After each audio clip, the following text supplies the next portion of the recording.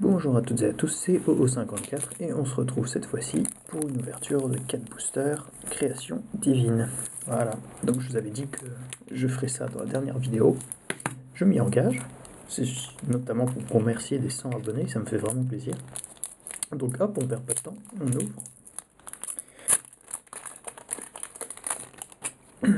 Alors, dans le premier booster, Serpent du Bosquet d'Or, Assaillant d'élite, Piaffeur du clan Férès, Vagabond esselé, Compagnon bouclier né de Nyx, Verdict du marteau, Disciple du sphinx, Serpent des flots déchaînés, Sable purificateur, Tempérament effroyable.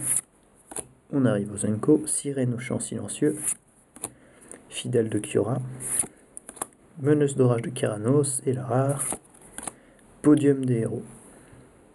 Tiens, c'est un artefact légendaire, j'avais pas vu. Bon, c'est pas folichon, on verra bien. Une forêt et un jeton oiseau. Donc, on passe tout de suite au deuxième booster.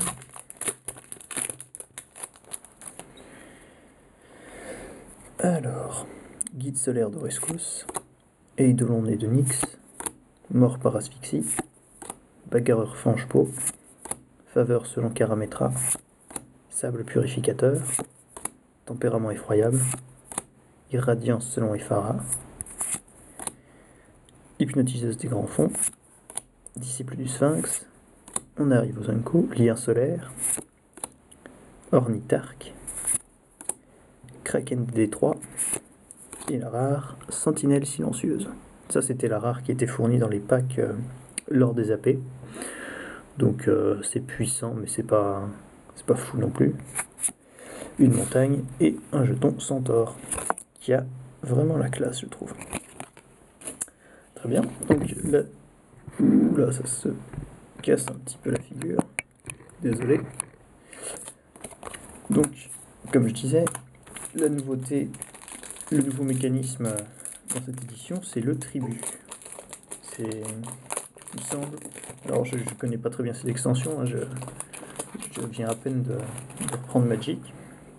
Donc il me semble que quand la créature arrive en jeu, ou le permanent, je sais plus exactement, en fait on donne le choix à l'adversaire, soit on lui laisse la possibilité de mettre des marqueurs sur la créature qui arrive en jeu, donc par exemple 3 marqueurs +1/+1, soit elle arrive avec un effet dévastateur. Donc c'est un choix à Magic, on n'aime en général pas ça, mais là c'est plutôt puissant quand même. Donc j'essaierai de trouver une carte pour vous le montrer. Alors, Eidolon né de Nyx, Aspect de l'hydre, Assaillant d'élite, Brise étoile stécienne, Guide solaire d'Orescos. Ah, une nouvelle mécanique aussi, Inspiration. Donc là, ça, c'est des cartes qui ont des effets que quand elles sont dégagées. Donc là, en l'occurrence, à chaque fois qu'il est dégagé, on gagne 2 points de vie. Donc franchement, pour une 2-2, c'est pas trop mal. Tour de Stratus, Ardeur des mortels, Excoriation, Géant de Faragax, donc la tribu 2. Au moment où cette créature arrive sur le champ de bataille, un adversaire de votre choix peut placer 2 marqueurs +1/+1 sur elle. C'est comme je vous disais. Donc, quand le géant de Faragax arrive sur le champ de bataille, si le tribut n'a pas été payé, le géant de Faragax inflige 5 blessures à chaque adversaire. Donc, vous comprenez le dilemme. Soit, pour 5, on arrive avec une 5/5 en jeu. Soit, elle arrive en tant que 3/3, mais elle inflige 5 blessures à chaque adversaire. Donc elle va souvent arriver en tant que 5/5, je pense. Donc voilà, on arrive aux Zenko. Perspicacité de l'oracle, Aperçu du dieu du soleil, j'adore l'illustration, Fidèle de Kiora, et enfin la rare, Humble supplique. D'accord. Ensuite, une petite foil, ça faisait longtemps, Faveur selon Karametra, pourquoi pas, un marais et un jeton soldat. Donc pour l'instant c'est pas une ouverture géniale, mais bon, vu les 2 ouvertures que j'ai fait avant, ça aurait été abusé que je vois un truc énorme encore une fois. Donc on arrive au dernier booster.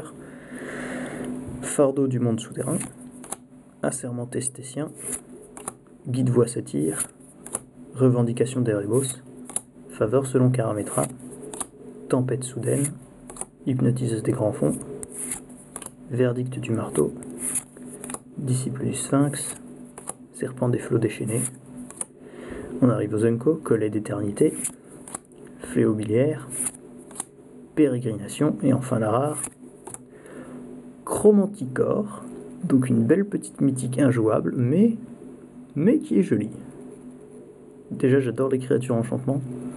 Et ensuite, celle-là, alors en plus, vol, initiative, vigilance, piétinement, lien de vie. On adore toujours les créatures avec plein de mots-clés.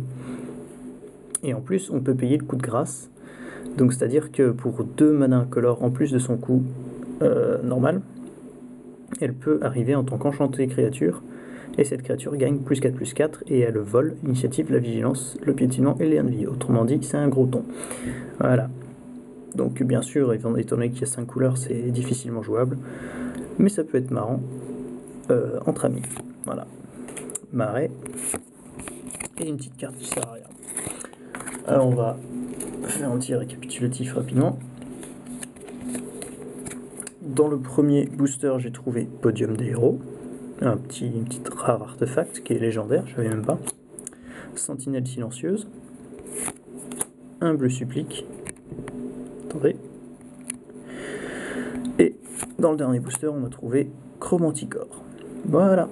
Donc, j'espère que ça vous a plu. C'était O54 et on se retrouve pour une prochaine vidéo qui sera sans doute une petite vidéo de remerciement des 100 abonnés où je montrerai 2-3 cartes de ma collection ou peut-être même ma collection en entier, je sais pas encore.